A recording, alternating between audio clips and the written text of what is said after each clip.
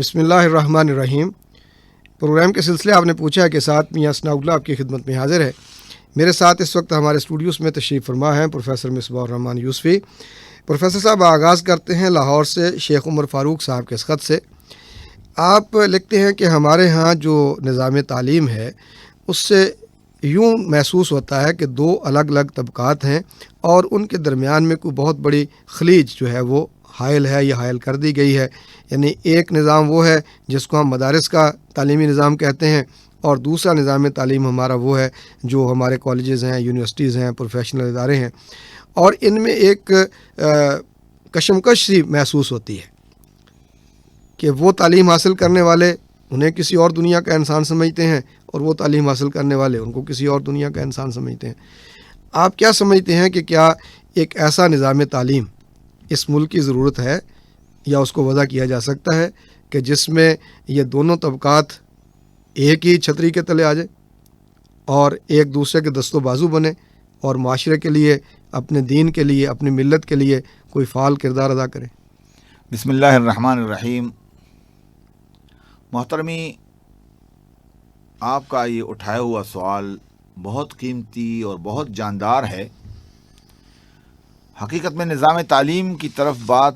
اشارہ کرنے سے قبل میں چاہتا ہوں کہ سامعین کے سامنے میں یہ بات رکھ دوں کہ ہمارے ہاں جو سنویت ہے تعلیم میں، ازدواجیت ہے کہ ایک دینی مدارس کا جال ہے اور ایک سکولز اور کالجز کا نظام ہے۔ یہ دونوں نظام پاکستان بننے سے قبل ہمیں میراث میں ملے ہیں، اور انگریزوں کے دور میں ہمارے ہاں جب امت ہماری اس بات سے مایوس ہو گئی کہ اب ہندوستان کی سرزمین پر مسلمانوں کو کبھی خود مختاری مل سکے گی، مایوس ہو گئے لوگ اس چیز سے کہ اب انگریزوں کی حکومت ہمارے اوپر ہے اور یہ تا قیامت رہے گی، تو انہوں نے اپنے قوم کو، مسلمان ملت کو ایک راہ دینے کے لیے سوچ بچار شروع کی۔ مولانا مملوک علی صاحب ایک عالم دین تھے، ان کے دو شاگرد ہیں۔ ایک کا نام ہے مولانا محمد قاسم نانوتوی رحمۃ اللہ علیہ، اور ایک کا نام ہے سید احمد خان، جن کو سر کا لقب دیا گیا انگریزوں کی طرف سے اور بعد میں ان کو سر سید کہا جانے لگا۔ یہ دونوں مولانا مملوک علی کے شاگرد ہیں اور دونوں اچھے عالم دین ہیں۔ مولانا قاسم نانوتوی رحمۃ اللہ علیہ کا خیال یہ تھا کہ دینی علوم کو بچایا جائے، ورنہ انگریزی دور میں ہمارا نظام تعلیم ہم سے علیحدہ ہو جائے گا اور دین کے علوم کو، قرآن، حدیث، تفسیر اور فقہ کو پڑھنے اور جاننے والے لوگ ختم ہو جائیں گے۔ انہوں نے دیوبند کا تعلیمی ادارہ قائم کیا، یہ غالباً 1867 میں، اور اس کے بعد اس ادارے کی دیکھا دیکھی پورے ہندوستان میں، اور پاکستان بننے کے بعد پاکستان میں بھی یہ ادارے بننے شروع ہو گئے جن کو دینی مدارس کہا جاتا ہے۔ دوسری طرف سر سید احمد خان نے یہ سوچا کہ چونکہ مسلمان انگریزوں کے غلام رہنے کے لیے تیار نہیں تھے، لہذا انگریز ان کو لفٹ نہیں کرائیں گے اور دوسری قومیتیں جو ہیں وہ آگے بڑھیں گی، نتیجے میں ہم ہندوستان میں غلام رہ جائیں گے، لہذا ہمیں انگریزی علوم کی طرف توجہ دینی چاہیے، اور اس کے لیے انہوں نے علی گڑھ کا کالج قائم کیا اور وہاں پہلے ایک انگریز پرنسپل کو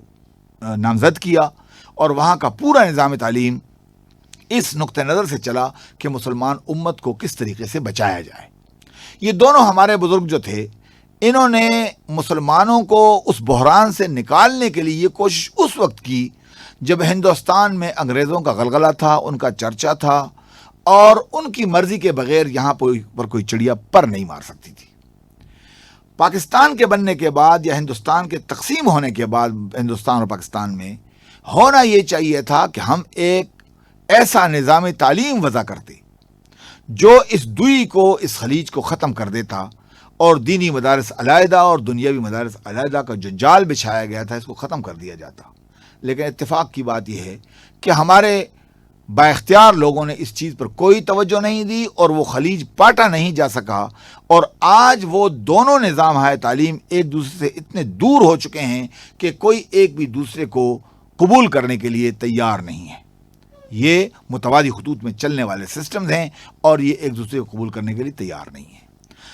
یہاں پر میں آپ سے یہ بات عرض کروں کہ جہاں ہم نے یہ کوتاہی کی ہے وہاں پر ایک بڑی کوتاہی اور بھی ہم سے ہوئی ہے، اور وہ یہ ہے کہ جن کو ہم دنیاوی سکولز اور کالجز کہتے ہیں ان کو بھی ہم نے دو حصوں میں تقسیم کر دیا۔ ایک وہ ہے جو اس معاشرے کے گرے پڑے لوگوں کے لیے سکولز اور کالجز ہیں، جو ٹاٹوں پر اور مٹی پر بیٹھ کے پڑھنے والے ہیں، اور دوسرے وہ سکولز ہیں جو باقاعدہ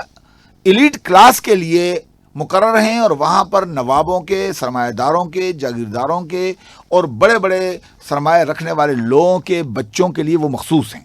وہاں پر وہ بچے جا کے پڑھتے ہیں، وہ ہزاروں لاکھوں میں فیسیں دیتے ہیں، اور نتیجے میں وہ ایلیٹ کلاس اس ملک کی حکمران کلاس بنتی ہے۔ میری گزارش اصل میں یہ ہے کہ ہم اس وقت دو نظام ہائے تعلیم میں نہیں ہیں، ہم اس وقت تین نظام ہائے تعلیم میں جی رہے ہیں۔ ایک دینی نظام تعلیم ہے، ایک غریب کمزور پاکستانیوں کے لیے نظام تعلیم ہے، اور ایک ایلیٹ کلاس VVIPs کے لیے ایک نظام تعلیم ہے۔ ان تینوں نظاموں کے نتیجے میں ملک کے تین حصے ہو گئے ہیں، ایک حکمران کلاس ہے، ایک کو آپ لوور درجے کی کلاس کہیے، اور تیسرے کو متوازی قوت سمجھیے جو دینی مدارس پیدا کر رہی ہے۔ ضرورت اس بات کی ہے کہ ہمارے سمجھدار لوگ سوچیں اور سر جوڑ کر بیٹھیں کہ ہمیں اپنی قوم کو ان کی تہذیب، ان کی ثقافت اور ان کی ضروریات کے مطابق ایک نظام تعلیم وضع کرنا چاہیے جو سب کے لیے یکساں ہو، اس میں کوئی اونچ اور نیچ نہ ہو، اس میں کوئی VVIP اور کوئی VIP کی تقسیم نہ ہو، اس میں شودر اور برہمن کی تقسیم نہ ہو، بلکہ وہ باقاعدہ ایک قوم کے لیے، ایک نسل کے لیے ایک ہی تعلیم کا سانچہ ہو، ایک ہی ڈھانچہ ہو، اس میں ہم پڑھیں، اور اس میں ہماری مذہبی تعلیم کا انعکاس بھرپور طور پر موجود ہو، کیونکہ ہم 97-98% مسلمان ہیں۔ ہم اپنے نظام تعلیم میں، اپنے نصاب تعلیم میں جہاں پر پاکستان اسٹڈیز کو ضروری سمجھتے ہیں، وہاں پر اسلامک اسٹڈیز کو بھی ضروری سمجھیں، تفسیر کو بھی ضروری سمجھیں، حدیث کو بھی ضروری سمجھیں، فقہ کو بھی ضروری سمجھیں، اور اپنی تہذیب اور اپنی ثقافت کی بھرپور عکاسی اس میں ظاہر کریں، تاکہ ہماری قوم یہ نہ کہہ سکے کہ ہماری ضرورت کے مطابق دینی تعلیم اسے موجود نہیں ہے، اور دوسرے لوگ یہ نہ کہہ سکیں کہ دنیاوی تعلیم کے اندر اس نظام میں کوئی کمی رہ گئی ہے۔ یہ دنیا بھی ہماری ہے، یہ دین بھی ہمارا ہے۔ دین اور دنیا کی تقسیم ہمارا شیوا نہیں ہے، ہم دین